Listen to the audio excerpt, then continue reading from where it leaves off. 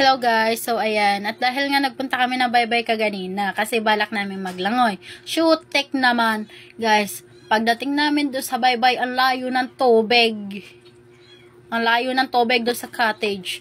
Ang ginawa ko na laang, kaysa maglangoy-langoy kami doon sa pinakamalayong tubig, ang ginawa ko na laang, dahil nga malaki ang hibas ay ayan. Nanguha ako nito guys. O diba ang laki?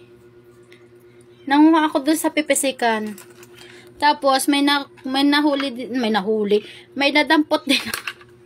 May nadampot din akong ganito, guys. O, diba? Ang laki niya, oh. Sandangkal na siya. Hoy, guys, ha, may laman yan.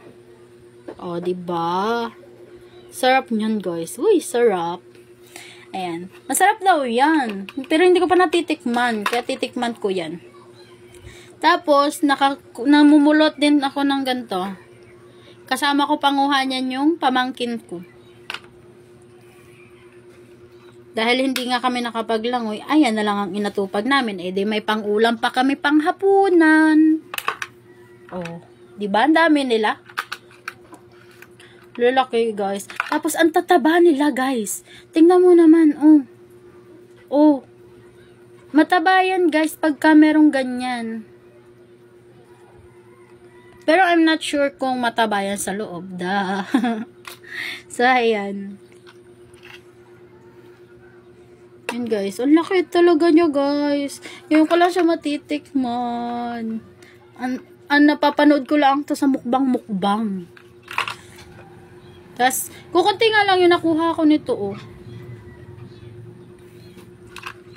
Bugitis ang tawag nila dito. Pero, alam ko tapa lang.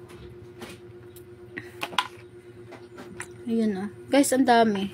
Karamihan ko nakuha yung mga ganito. Buhay pa pala. Ay! Nagalaw. Buhay pa. Ayan na. Huwag kang lalabas. Ayan guys, nagpapabula siya. Nabuhay sila ngayon guys, kasi ngayon ko lang sila nailagay sa tubig. Sobrang init kasi kaganina, tas hindi ko sila nalagyan ng tubig sa lagayan. Kaya panghina sila, hindi sila gumagalaw kaganina nung ilagay ko sila dyan. Look guys, oh. Ang dami. Ang laki nito guys, oh. Ang laki nitong isa.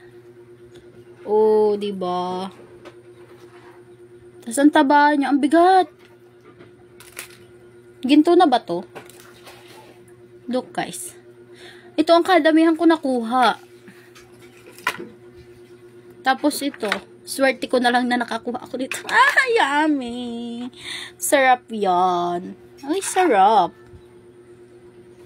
Look, oh. Ang taba niya! Malaman. So, yan. Bye-bye! Lulutuin ko muna sila.